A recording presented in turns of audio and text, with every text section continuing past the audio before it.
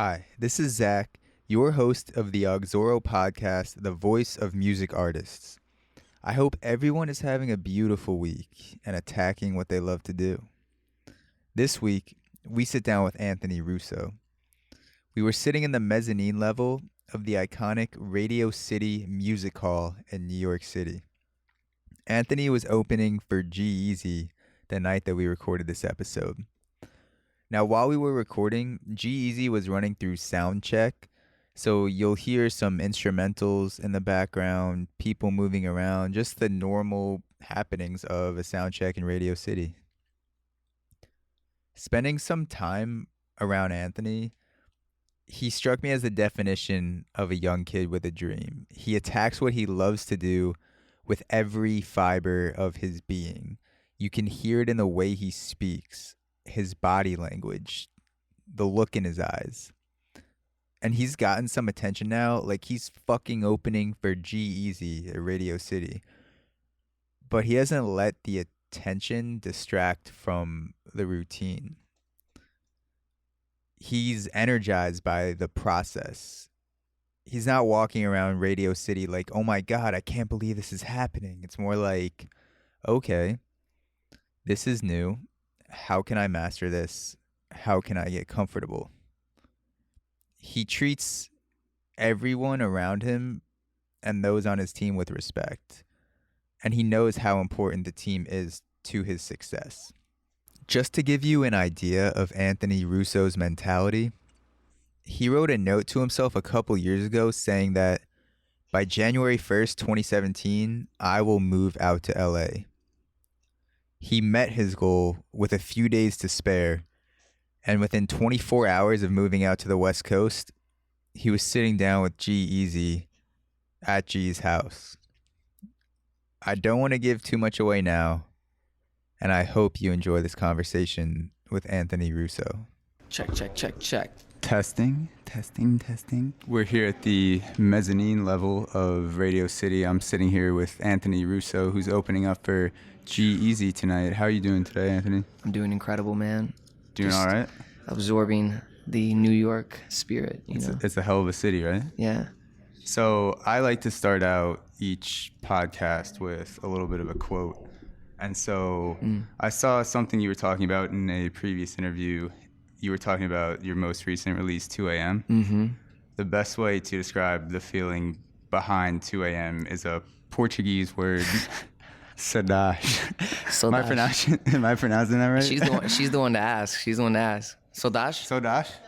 Saudade. Saudade. I just want to make sure I got it. And we got the pop filters too. So like Nice. We can really get it. You can really get it. Really pronunciate it. So it doesn't translate to English, but the closest meaning is a yearning or a longing for someone or something. Yes. How did your yearning or your longing to make music develop back when you were in St. Louis? And what are your earliest memories of being around music? Just riding around with my dad, and he would be playing like John Mayer. John Mayer's like if there's anyone that I look up to and have been looked up, even though like my music doesn't necessarily reflect it all the time. Yeah. That's always someone, as far as like talent, career, the way they carry themselves, like that's always been someone I've looked at and been like, I want like that type of career. Yeah. And he has a sexy ass voice too, for sure. Yeah. He's just been able to like capture the hearts of everyone, exactly. regardless of like back in his like days when he was like an egotistical guy and everyone he was always in the news. I always used to think that too, and then I saw him do some skits and he had some cameos in movies, and he's a pretty funny guy. Like, he seems like he's I think he had could like be kind of a dick, but like he's also really funny too and down to earth. I think he had a wake up call that I'm sure a lot of people in Hollywood have eventually, and just kind of realize that the world's like bigger than yourself. Yeah, and, for sure. Yeah, and his music kind of reflected that afterwards, and it's weird because people kind of like stopped paying attention to him when that happened, but I think that was the best thing for him, and he can just keep like a steady career from here on out. He doesn't have to have like number ones, but he's gonna have like a lifelong fan in me at least, and I'm just some random person from St. Louis. So. Me too. Yeah. So what made you want to take that next step and go from being inspired by certain artists like John Mayer to making music yourself? Was it a gradual thing? Did you wake up one day and say, I want to record my own voice and see how it sounds, see what happens? Man, it was actually like it was pretty like nonchalant. Like it kind of like it was kind of like one day I just rolled out of bed and was like, all right, this is what I want to do, because I wasn't happy in school. Like I wasn't enjoying myself at all, and just kind of felt like purposeless a little bit. And music had always been like part of my life. Once again, coming from where I come from, it's just been one of those things. It's like, oh, out there, like a dream. Like, oh, no one from here does that. It's unconventional. It's not. Yeah. It's not normal.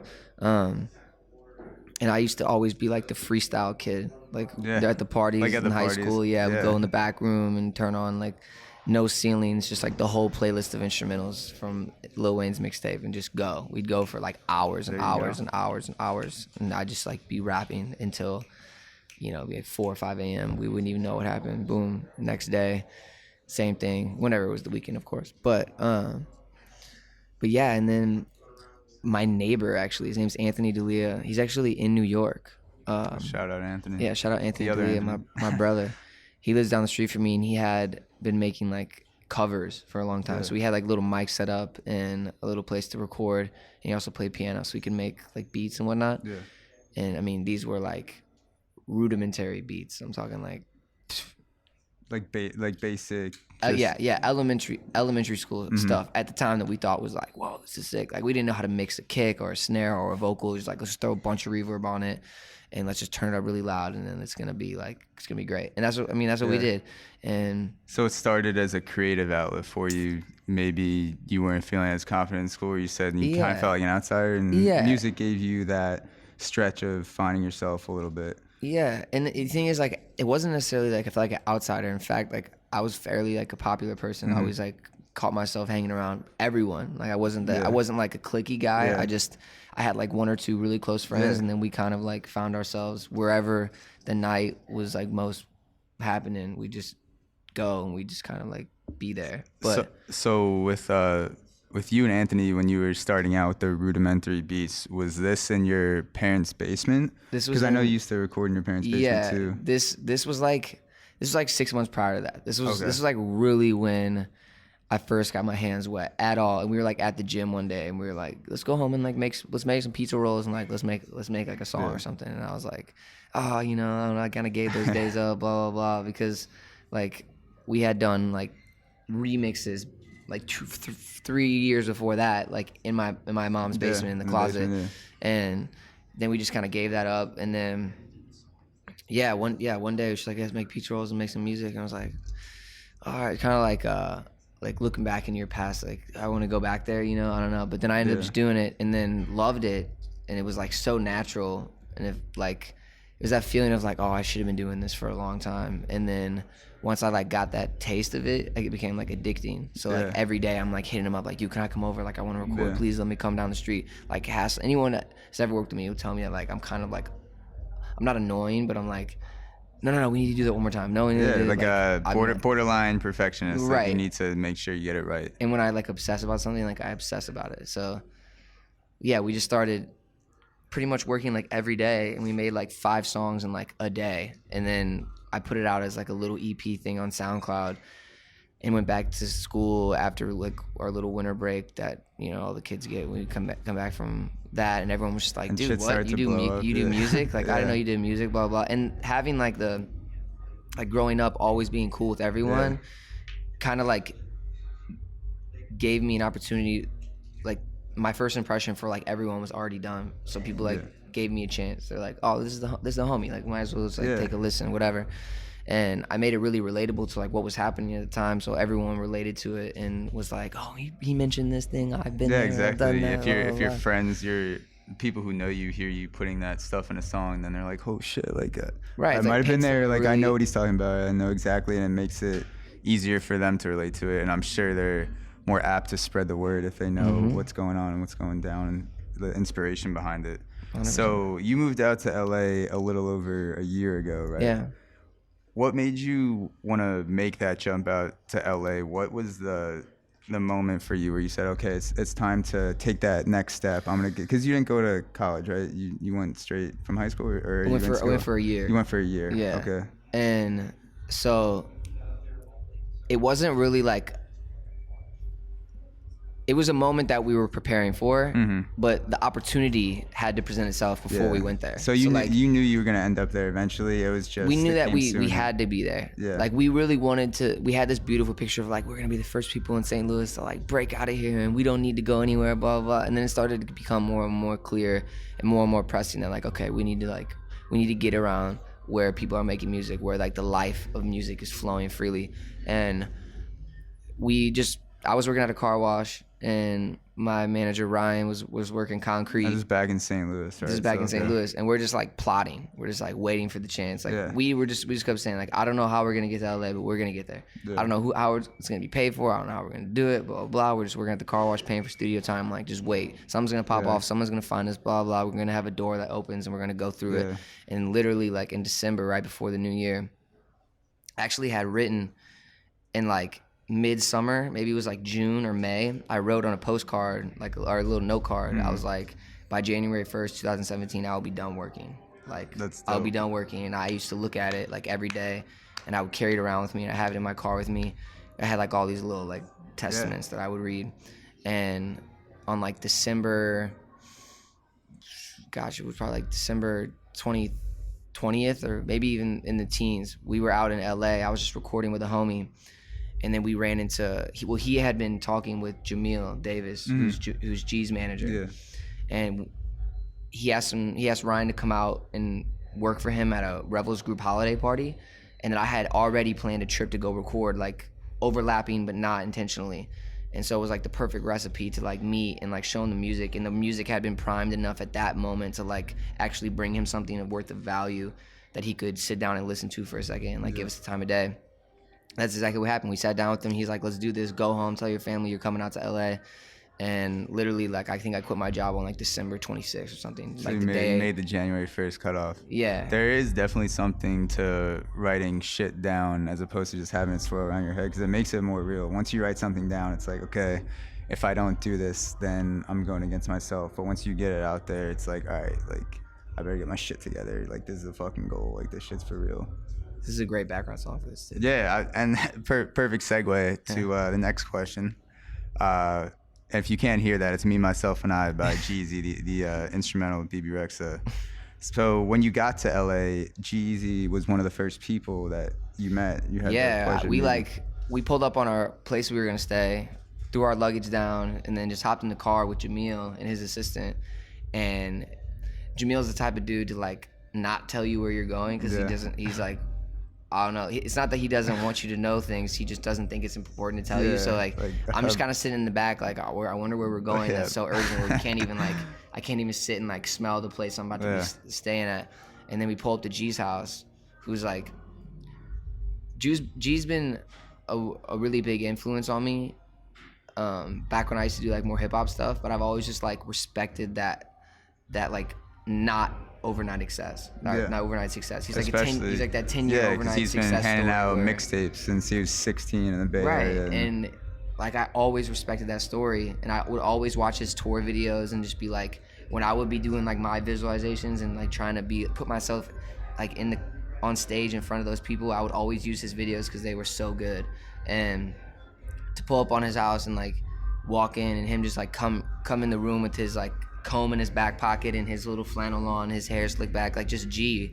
I was just like sitting in the chair like, what the hell is going on? Like I was just in St. Louis like 24 hours ago. Yeah, that has to be crazy. Because he kind of took you under his wing a little bit, right? And you met his management. And what was that moment like when you first met him? You walked in, you shook his hand, you're like... I was like, damn, he's so tall. I was like, G is he tall? Is he like, what is he, like 6'3"? 6'5". Holy shit. 6'4". He's tall and like... He's tall and lanky. Just so a big NBA was his backup plan if he didn't make good music. Maybe. I don't know what his backup plan would be. I think like a lot of musicians who make it hit as far as he has, he didn't have a plan B. Just like, no option. No option. I got to do this. And yeah, he played me. He had done a few records like that day that we were just like playing music back and forth in the studio. And he plays one, it's called But a Dream off his last album. And I'll always like remember when he was playing this song, there's a part where he's like, I'm not trying to flex on those who be hating. This is for my little bro. It's just some inspiration. And he would always like look at me like when we would be playing, because the song was hard. And he'd just be like, this is for you, like this Yeah. type of song's for Yeah. you. And in that moment I was like, okay, I think he's with it. I think he's like down to not necessarily like do the mentor thing, but I guess in a way it's kind of like a mentor of the game, because our music's different, but the way you like operate, A lot of the mentalities and overlap, right, for sure. right, yeah, just like character within the music industry, as far as like how you treat everyone else, and like what to look out for, and like how to keep your head up when things aren't going well, and when you're in like a slump music wise, you know. So a lot of things in that department. Yeah, and kind of like the shit that you've been through and you're about to go through, he's already been there, so he can say like, already like went through- okay, like you actually need to worry about this, or like no, like you think this is going on, or like this isn't going as well, like don't even worry about it, like that shit happened to me. So Right, that could be kind of cool to have someone that's already been through everything you're about to go through. He's went through the tunnel already. And even though like, again, some of the stuff like some of it isn't applicable to me. Like I didn't do like the standing outside and like handing out mixtapes. I did my fair share of like grinding. Yeah. And, like I played the shows in front of 4 people. Yeah, And for sure. drove 8 hours. It was a play different for no time one. though too, because he didn't Yeah. have the SoundCloud and the Spotify. Now it's so Right. accessible where you can, like you said back in high school, throw a song up, wake up, and you're like, oh shit, I had like Exactly. 20,000 streams, and keeps building. He had no choice other than handing out these mixtapes. I'm sure he would have hopped on SoundCloud in a second if he could, and sure. saved a lot of energy. So once you were settled out in LA, you and your writer producer partner Digi, Yeah. Digi, you both came up with the idea for the song California together. Yeah. So I heard a little story about your managers walking into the studio and you're working on California, and they say, like whatever you're doing right now, like focus on that one, like fuck all the other shit. Like if you're feeling that right now, like you're living that right now, like focus on California. What about the energy behind that song made it so real for you, and what you wanted to focus on at that time? I think it's actually funny, like to me that song like wasn't my favorite song. Like I thought it was very pop. And like pop was still new to me. Like only singing was still new to me. It was like, this isn't like, because you started rapping and freestyling. Right, exactly. And we had that song, like the hook and the instrumental, kind of like it was all written a little bit for like 4 months. And we just kept working on other things. And Jamil, the one that came in and was like, focus on this. He was like, stop, just like work on this song. Like I promise you, just work on this song. I promise you, because there was no drums to it or anything. It was just the guitar. Yeah. And he's like, finish this. And then finally we finish it and put it out, and then like it got the reaction that it did. And I literally never was like, oh, this song's gonna take off. I was like, it's a good song. It's a good song. But like I said, I'm a perfectionist. So like if there's still, if you listen to the second hook of it and you listen to the third hook, there's these harmonies, these vocal harmonies that come in that were part of the pad that he laid down. And the reason they're in there, and they shouldn't be, is because his computer got stolen. So like part of the file that we had to use, the guitars, the background vocals, and a little bit of the bass was all one track, because we couldn't get the stems for it, and we couldn't replay it that same way and mix it that same way. So we just had to use that, and then we built the drums and the vocals on top of it. So it's not even So it wasn't even supposed to happen. Right, and the vocals are actually in a different key. So when they come in on top of them, most people don't hear it, but it always every time it happens, I'm just like, oh, because I feel like there's like a tension note in there. So it's supposed to be this big bright hook, and then it feels like it gets dark to me. Yeah. And like it's for some reason no one notices it, but there's a note in there that's not supposed to be there. When you were building the song California with Digi in the studio, what's the chemistry like between both of you guys? Because I know you said you're more of a perfectionist. Does he ever give you any pushback? Like, nah, you gotta chill. Like, that's good. It's good. Like, absolutely. He's a perfectionist too, but he's a perfectionist with like referencing something. Like if we choose like, okay, we're gonna reference this like style of music, he always does this. He's like, what would this person do? What would da da da do? What would da da da do? Like fill in the blank. And and like for the longest time that'd bother me. I'd be like, dude, I'm just trying to be me. Like stop, I'm trying to be me. But now like I get what he's like, why he says all that stuff, and he genuinely just try to like think of a different perspective to get out of this hole that we're in, because we get into a lot of writing holes and we'll stay on like one line for like, I kid you not, like weeks, like just No way. one line, because we're just sticklers, and he's just as much of a stickler as I am. And that when we wrote California, that was like the first time we ever worked. So like I was kind of like shy, and like he was like, oh, here's this kid, and we're in my, you know, he has like a little studio in his apartment, and he was just like, you know, I don't know if he thought I wasn't very into it because I was just shy, but it took us like 3 times working together to where we wrote this hook like the 3rd time that we worked together, and we were just like, oh my gosh, this is gonna be something. Yeah. Because his music was a little bit unorthodox, but it was like someone who has like an oracle of music could look at his beats and be like, oh, this is gonna be something in like a little bit of time. Like he's a little bit ahead of the curve, and if this all pops off at the right time, like it's gonna be like a new wave, right? Yeah. And so he was Like if you could tell the experimenting with future. me. Yeah, it's like, and he'd be playing these beats, and I'd be like, what is this? Like, it's just like I can't even explain it. It's so many things He's mixed ahead of in his one. time. Right, like honestly, like Finesse, the song Finesse with Bruno Yeah. Mars, like you wouldn't believe the type of music that he has that's just like that. And we always were like, let's just save these songs and like let someone else big do it first, and then like they'll break the door open, and then now everyone likes the style. And we have so many like 90s records that are just, I'm excited for that. He's like trying to like oozing and get this shit out right now. I can tell, but I'm excited too.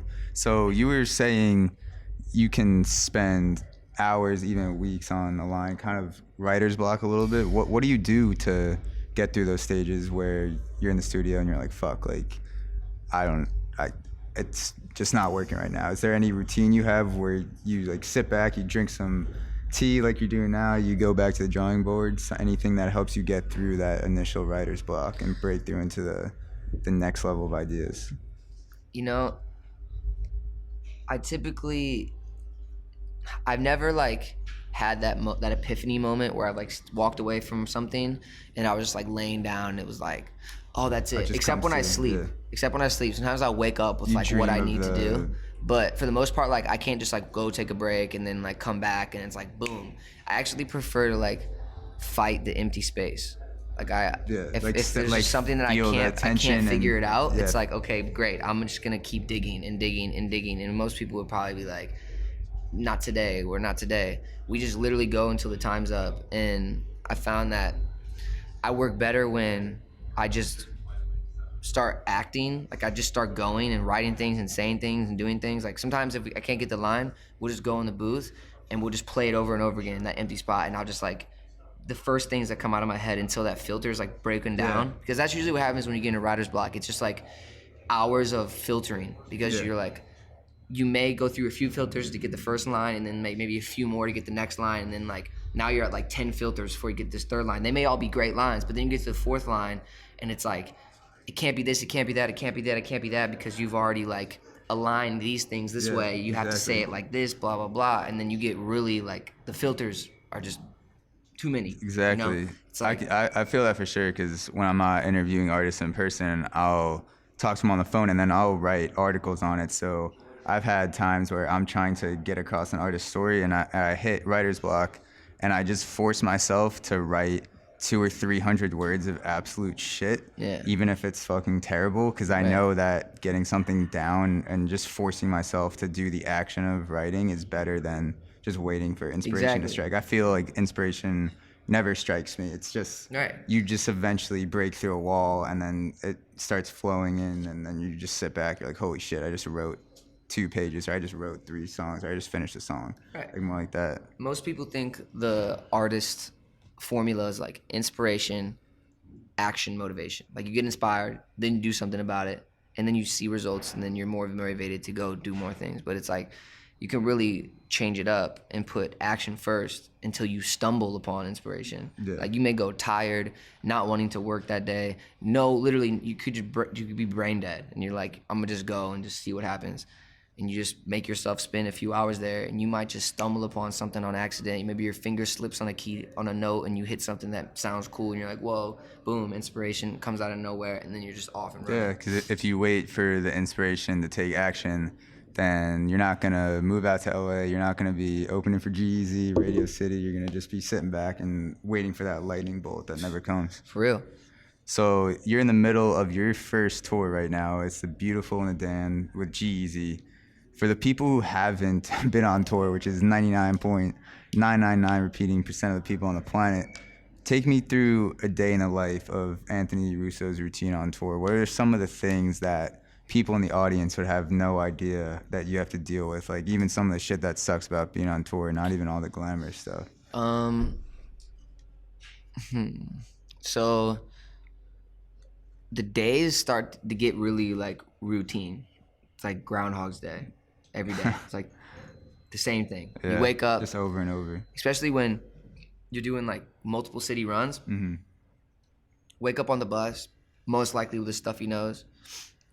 Get out of your bed. I have like a few things that I do, like journaling, a couple other things. And I'm up fairly early, so it's usually around like 8 a.m., 9 a.m. Most of the time we're in the city already, parked outside the venue. Make some tea, drink some water.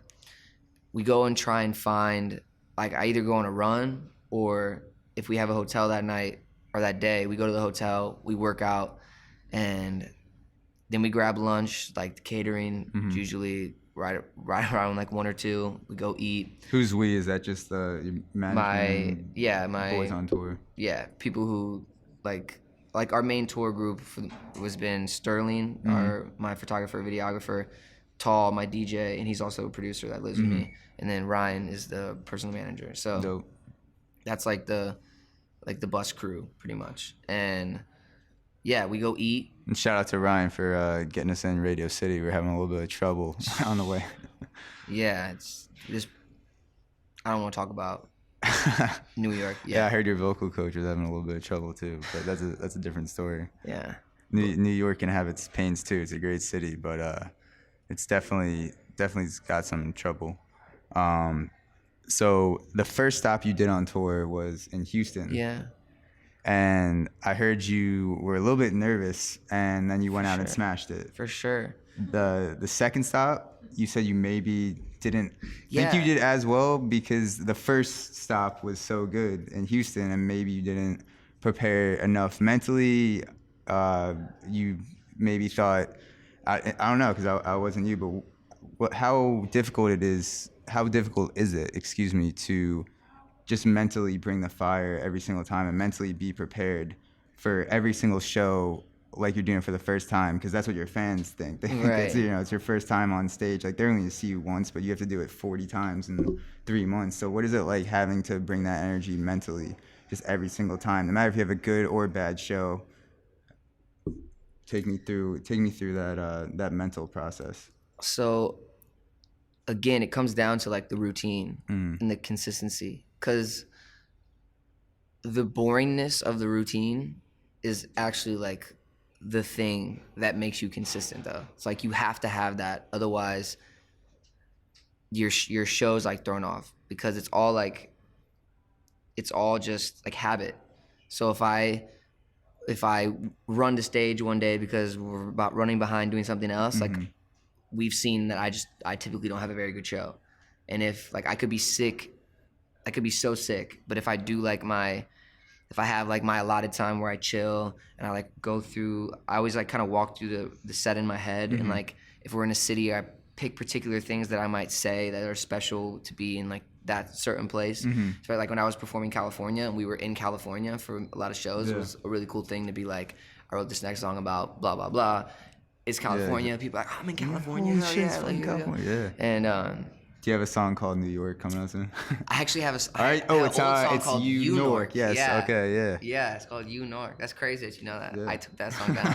Actually, you can probably find it on YouTube still. It was still on Some SoundCloud. persons, yeah. I figured, but yeah, it's all about the routine enables you to like deal with the stresses of just like touring all the time, like whether it's you're sick or whether something happens and you're like mentally thrown off that day. Like as long as you still like do the things that you do on a regular basis, it's most of the time you can find like your pocket regardless of what's happening. So the boring stuff, no matter how easy or how monotonous it seems, is really the roots of what keeps you mentally prepared and like even having those 5 minutes to yourself or 10 minutes to yourself, whatever it is, vocals. It's like vocal warm-ups with her. We've always like found that.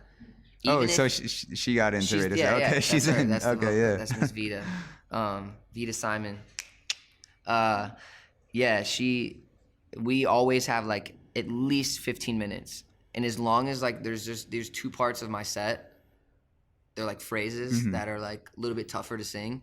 And we always pinpoint those at the end of the session. So whether it's 5 minutes or whether it's 30 minutes, as long as we do those 2 things, like in my head, I'm like, okay, like I can get through the rest of it just based off like months of training and lessons that like, even if everything else, like we didn't practice it, I can get through it by just like knowing a few techniques. But like those particular 2 lines are really important. And once we get those, it feels like, okay, like that part of the routine is like done. the work is already done thing. once you step on stage. It's just like your performance is a celebration or just a representation of all the work. Like it's already done. Yeah, because you want to be as present and you want to be as engaged as you can. And if you're just like in your head, which is what happened in Dallas the day after Houston, I was like just thinking. I was just thinking, and then you don't even realize it, but you just feel like a robot. Like, yeah, I've done everything I'm doing on stage, like some of the moves, some whatever, like I do them every single time. Yeah, muscle memory. But when you're just like having fun, you're not thinking about the moves, like they feel different every time. They feel just like the crowd engagement, the way they yell, the way it feels in the like a place like this, like it's gonna feel so different than anything else. We played in DC a few days ago and it was all seats. It was the first time we played in all seats. And it was a super weird vibe. Now, before I went on, I'm like, this is weird. Like, there's like not that many people here. It's like the smallest. Everyone's kind of spread out, and like there's one person in the back corner, and there's another person in like hundreds of seats. There's like one person there, and you're just like, you know, he's there or she, whoever it was. And I'm just like, okay, how am I gonna like engage everyone when they're so disconnected? But again, like if you have all those other things taken care of, it's like you have that much more mental freedom to like just figure it out while you're on stage. Yeah, for sure. And even though it's all seats here, but you'll see like people, I've been here before, people stand up. Like it just looks like a mob when you're looking at it. So it's not like you're going out there and it feels like you're in a play or something. People are like all dressed up and it can get pretty rowdy. So what do you do once you get off stage? You crush your set like you're about to do tonight at Radio City. Once you hop off stage, do you talk to your parents? Do you go over notes and stuff with Jamil? The first like 6 shows, it was like immediate notes. It was like sit down in their office, because they were there for the first part of the run up until LA, and then they kind of like stayed in LA and let their kids go off to school kind of thing. And so after that it's pretty much like my DJ Tall, I'd always look to him and we just be like whatever. And my girlfriend's here now, so I always give her a kiss or whatever when I get off stage. And you got to. Yeah, her, and just like my immediate, my parents will be here this time as well.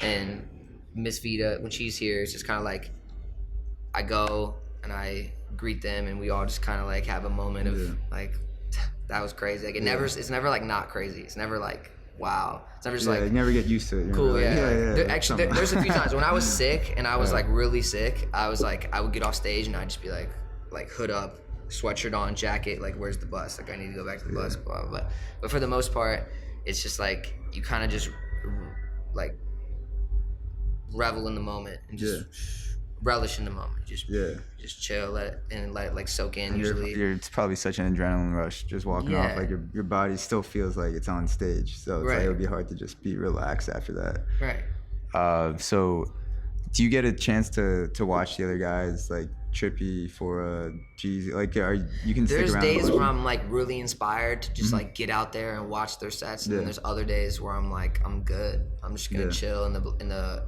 the green room or whatever, relax, just like have my moment. Because unfortunately, I love Forrest's set and I love his music, but he's right after me. So like, if I'm like talking to someone for longer than like 15 minutes, then his set's almost done.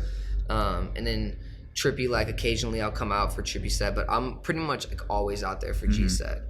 Because I was gonna say, having the opportunity to study a guy like that, and I know you know his story. You said he's been an inspiration of yours. What elements and what parts of his persona that he performs out on stage have you been able to pick up on and maybe even keep in your back pocket? And in a sense, studying someone who's been performing for a decade, because that's a pretty rare opportunity. Yeah, I've noticed like, because so I sing most of it. Actually, all of it is singing, right?